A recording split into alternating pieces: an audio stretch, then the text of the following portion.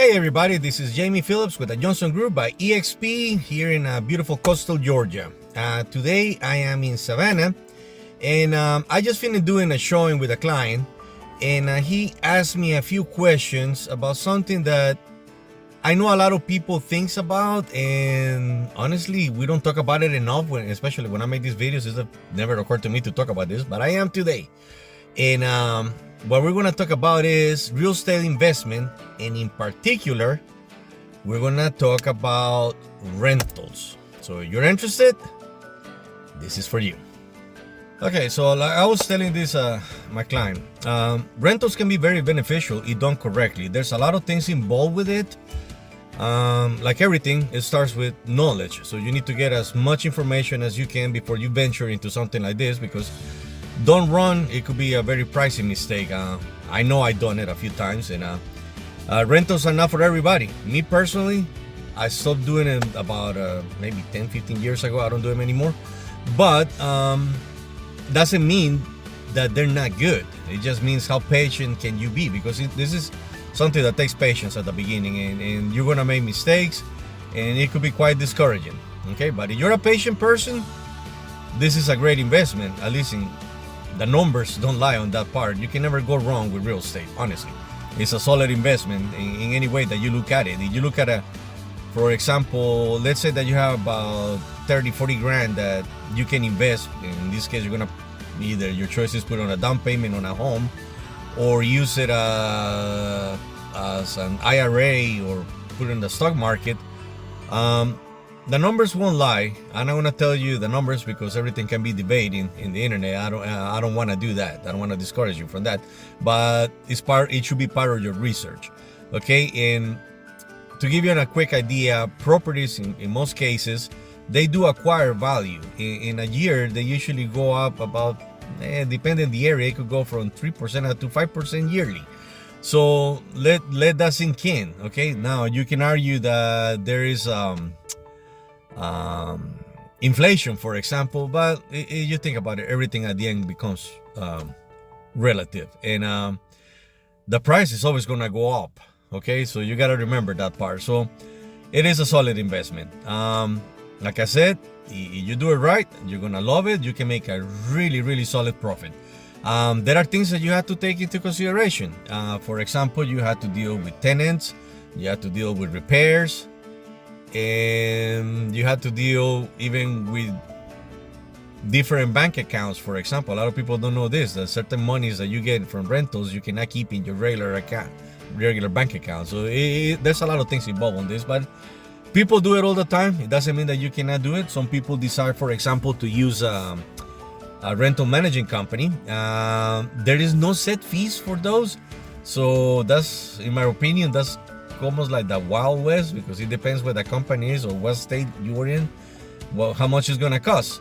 But if you want to do it yourself, you gotta remember now that you have to deal with all the headaches yourself. Okay, now things to consider when you wanna get a rental. Okay, the most important to me, like everything on real estate, and I'm gonna say it loud and I'm gonna clap so you guys remember: location. Without location, you got nothing. Okay, let me explain this. Okay, I'm not trying to be funny, but at the same time, you should see some of the things that I see sometimes. Okay, so if you're not getting a rental that is nowhere near, let's say, industrial development like plants or factories, or military installations, that's a good one too, or my favorite, universities, or places and such that they have a lot of people coming in and out all the time, you're probably gonna have a hard time. Okay, if you go get a rental, like high-end rentals, I love those are hard to rent. Okay, the people turnover is not quick at all. So if, for example, let's say that your house is in a upscale neighborhood away from all these places that I just mentioned, it's gonna be a while before you rent it. So if you have that type of capital that you can pay, if the house is still on a mortgage, and you can pay 2 mortgages for an indefinite amount of time, well then by all means do that. My recommendation to us mere mortals is that if that is the case, then sell. Don't rent, because you're gonna end up losing money. Nobody wants to lose money. You work really hard for your money. The other you do these other options that I just said, that are houses that are near these places, like where I live here in Georgia. I live very close to a military base, and I also live very close to factories, and we have also a couple of colleges around here.